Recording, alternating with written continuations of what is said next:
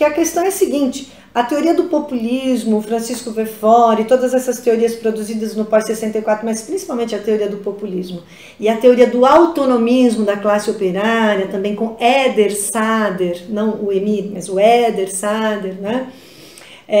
O principal expoente dessa defesa. Eles tinham uma revista dentro do PT chamada Revista Desvios, né, que teve uma importância dentro dessa questão do autonomismo da classe operária. Vinham de uma concepção, né, de que quando você, no pré-64, teve uma falência da esquerda, é porque a esquerda tinha feito alianças espúrias com a burguesia nacional.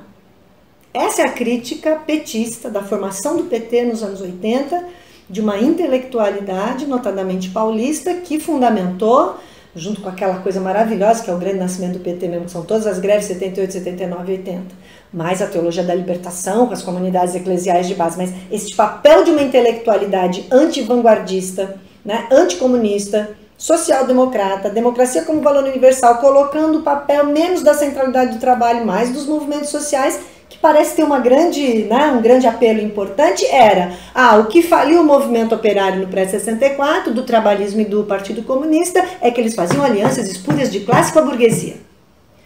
Vamos falar francamente aqui do alto do século XXI.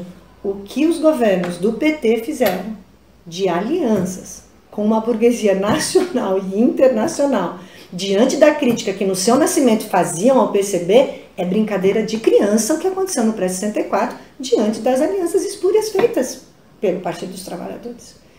Eu sei que isso desagrada muita gente, como se então a gente estivesse sendo sempre acusado de está jogando água no moinho da direita.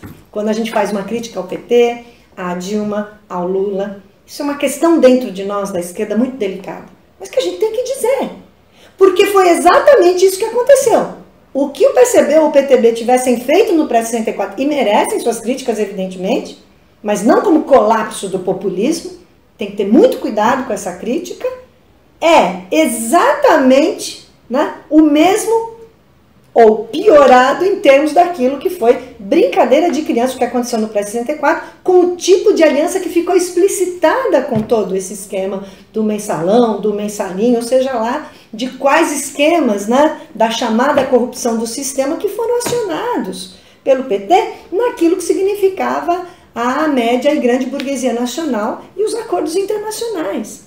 O Lula não disse que o governo dele foi aquele no qual os banqueiros mais faturaram, de um ponto de vista apenas de uma frase de efeito. Foi exatamente isso que aconteceu.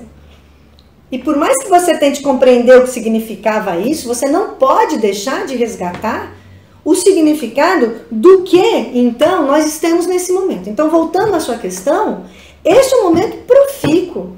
É um momento não da gente recuar. É um momento de difícil avanço, sim, mas finalmente caiu mais uma máscara para nós. E ao ter caído essa máscara dos governos Lula e Dilma, é que a gente do PT, como geral, com uma experiência que acabou, faliu. Ela não ela não só fez uma crítica ao pré-64, como repetiu de forma pior aquilo que eles faziam a crítica, e uma crítica equivocada, né? Quando você, em 1989, né, teve aquele momento das primeiras eleições presidenciais, após, né, toda a ditadura militar, né?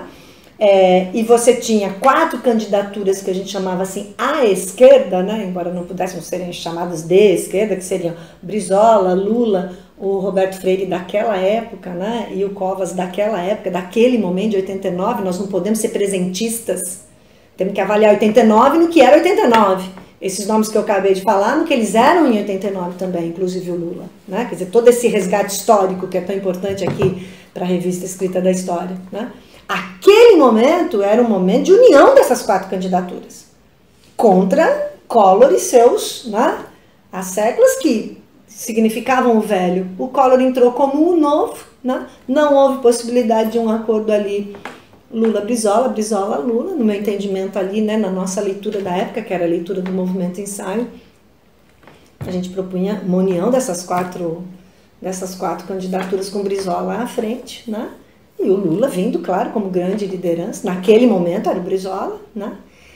Não como nenhum grande comunista revolucionário, como o Lula também não era, entendeu? Mas dentro da correlação de forças daquele momento, da trajetória do Brizola, do que havia acontecido ali, né? Eu acho que dentro da esquerda também a gente confunde muito isso. Qual é a correlação de forças, o que significa aquela pessoa naquele momento?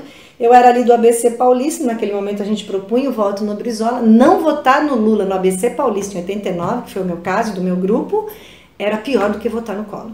A gente era chamado de traidor dos trabalhadores, da esquerda e de tudo mais, numa incompreensão da leitura, evidentemente, para depois dar nisso que deu.